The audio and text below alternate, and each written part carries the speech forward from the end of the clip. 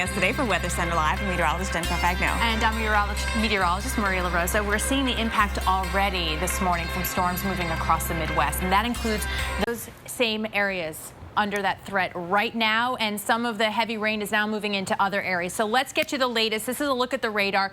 Very clear to see where the heaviest rain is right now. Southwestern Missouri, you see a lot of yellow. That is torrential rainfall. You see some west to east movement, but not a ton north to south here. So you are seeing a lot of those areas continue with storm after storm, rounds of rain after rounds of rain. But where you're seeing the green boxes, those are where we have the active flash flood warnings. It includes right along 49, Bourbon, St. Clair, and Vernon counties. Your flash flood warning out until noontime Central Time. We've been hearing about a lot of road closures. If there's high water, you can't see the curb, turn around, don't drown, find another way. Law enforcement's trying to close off some of these flooded streets. Pay attention to those closures. Joplin right now getting hammered with heavy rainfall and some lightning. As we've been talking about, 5-6 inches of rain has already fallen in the last 24 hours in and around St. Louis. It's about 2 inches, but you have the potential to pick up more as we go through the day. But this is a great map too, because you see how widespread that at least 2 to 3 inch area is, but you've got a lot of places, including into western Pennsylvania, that could see as much as 3 to 5, and we have seen some of these with just one round of storms. So this is going to be over another day or two. For good reason, we've got the flash flood watches all the way from Kansas City to Cleveland and Pittsburgh, and yes, even on into DC, Charleston, Louisville, Cincinnati, Columbus. You're all in it.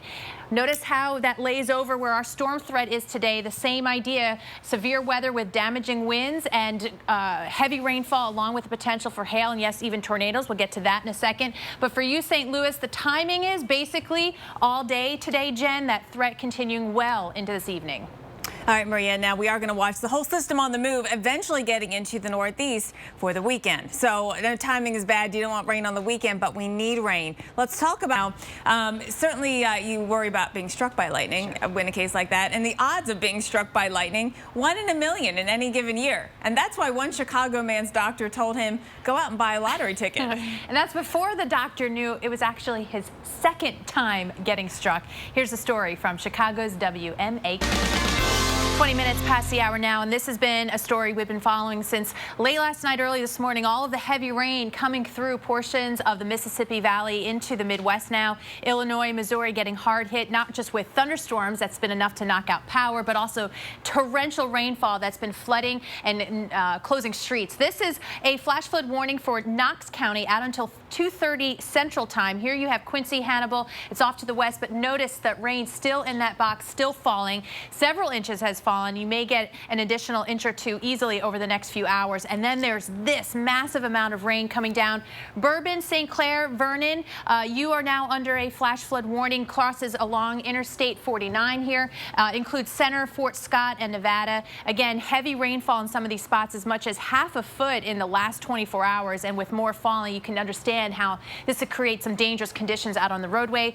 Bates, you too are under a flash flood warning out until 3 o'clock Central Time. We've been hearing about road closures. If the road is closed, it's for a good reason. Don't try and drive through any of these flooded roadways in these areas, because you can see the rain is still coming down, and you get any moving water. 6 inches of it is enough to knock you off your feet. A foot of it is enough to stall out your car. 2 feet of water, Jen, can not only stall your car, but sweep it away. All right, and that's been a concern through the overnight. We've had some tough times going on with too much rain in the St. Louis area. So let's see how officials are dealing with it and what we're going to do with today's active weather as well. Kim Biondo is from Lincoln County Emergency Management, just outside of St. Louis. And Kim, we understand that in Lincoln County there were a number of issues overnight. What's the latest? Those are some pretty incredible images of lightning, but it really is kind of difficult to catch these lightning photos if you don't have some professional guidance. All right, so he's got some tips for capturing lightning with your camera. Yeah. All right, Bill, good to have you. Good to be here. Thanks. So let's talk gear. First of all, do you have to have the big camera? And if you do, what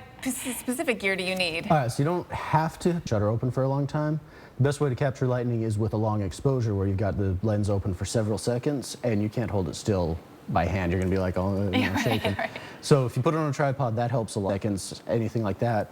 The longer it's open, the more likely you are to catch lightning when it hits.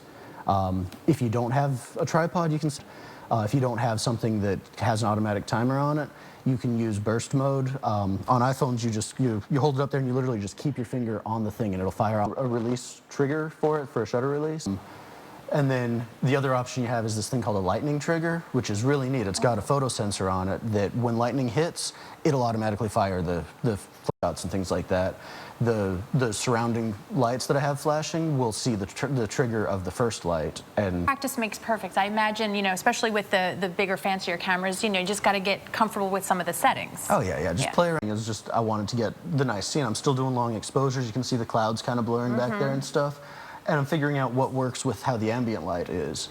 And then you set up a shot that you want, you get this nice composition, and then when there's a storm off on the horizon, you hope that you catch lightning like that. For that picture, I sat there for about 45 minutes trying to get that scene to happen. And throughout the day, your white balance changes to different colors.